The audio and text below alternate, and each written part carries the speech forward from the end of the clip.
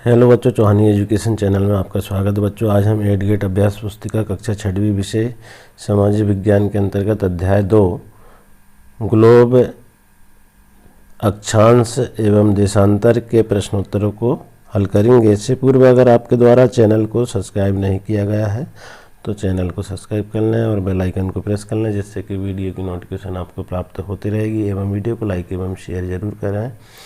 हम देखेंगे यह जो अध्याय है वो भूगोल के पाठ्यपुस्तक से है, जिसमें हम प्रश्न क्रमांक 1 देखेंगे। ग्लोब की कोई दो परिभाषाएं विशेषताएं लिखिए। भूगोल पाठ्यपुस्तक के पृष्ठ क्रमांक 10 से इसके उत्तर को खोज करके हम लिख सकते हैं। तो देखेंगे हम यहाँ पर उत्तर। ग्लोब स्थिर नहीं होती है, इन्हें घुमाया जा सकता है। ग्लोब एक स्थान से दूसरे स्थान पर ले जाया जा सकता है। इस प्रकार से इसकी विशेषता को लिख देंगे। इसके बाद देखेंगे प्रश्न क्रमांक 2, पृथ्वी का आकार ध्रुवों तथा मध्य में कैसा है।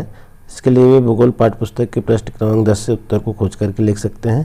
उत्तर देखेंगे हम, पृथ्वी उत्तर एवं दक्षिण ध्रुव पर थोड़ी चपटी तथा मध्य में थोड़ी उभरी हुई है। इस प्रकार से उत्तर लिख देंगे। इसके बाद प्रश्न क्रमांक 3 देखिए, विषुवत रेखा पृथ्वी को कौन से दो बराबर भागों में बांटती है। उत्तर देखेंगे हम भूगोल पाठ्यपुस्तक के पृष्ठ क्रमांक 11 से। विषुवत रेखा पृथ्वी को उत्तरी गोलार्ध तथा दक्षिणी गोलार्ध इन दो भागों में बांटती है। इस प्रकार से उत्तर को लिख देंगे। इसके बाद देखेंगे प्रश्न क्रमांक 4, पृथ्वी के ताप कटिबंधों के नाम लिखिए। तो उत्तर देखेंगे यहाँ पर, विषुवतीय प्रदेश अति उष्ण कटिबंधीय पेटी, उष्ण कटिबंधीय पेटी, उपोष्ण कटिबंधीय, शीतोष्ण कटिबंध, शीत कटिबंध। इस प्रकार से हम उत्तर को लिख देंगे। इसके बाद देखेंगे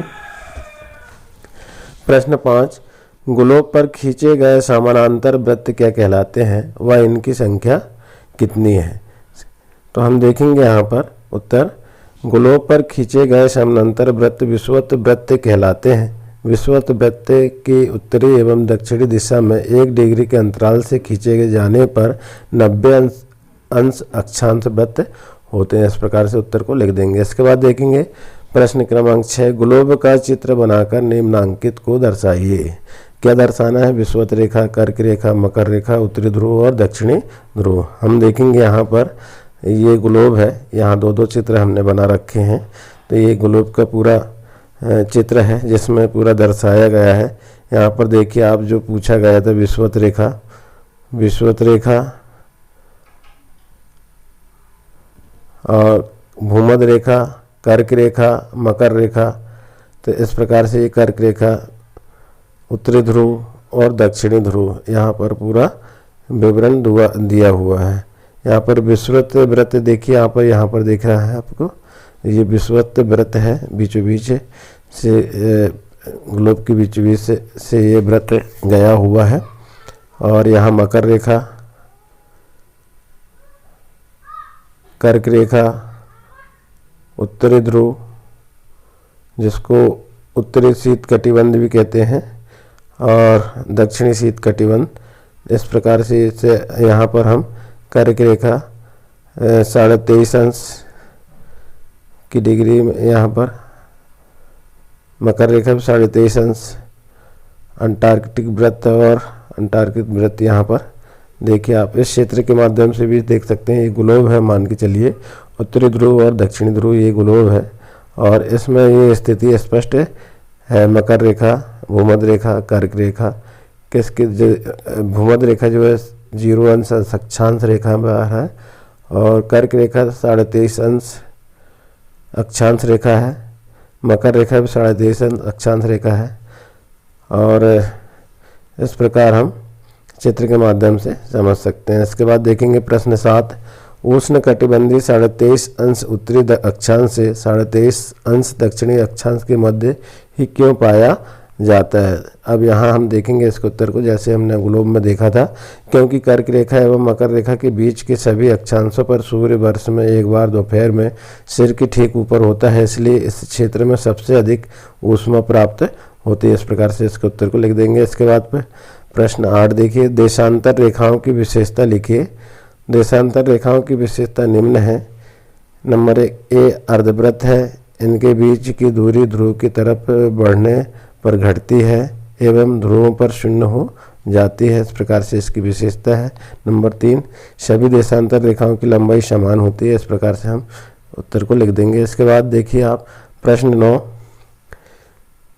प्रश्न 9 क्या है?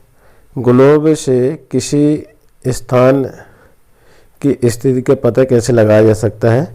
तो ग्लोब से किसी स्थान की स्थिति का पता लगाने के लिए हमें उस स्थान के अक्षांश एवं देशांतर की सही जानकारी होनी चाहिए, तब हम सही स्थिति का पता लगा सकते हैं। इसके बाद प्रश्न 10 देखिए आप, मानक समय से क्या आशा है? भारत में मानक समय कितने देशांतर यमनोत्तर से माना जाता है? तो यहाँ देखेंगे हम उत्तर, देश के मध्य भाग से होकर गुजरने वाली किसी यमनोत्तर देशांतर के स्थानीय समय को मानक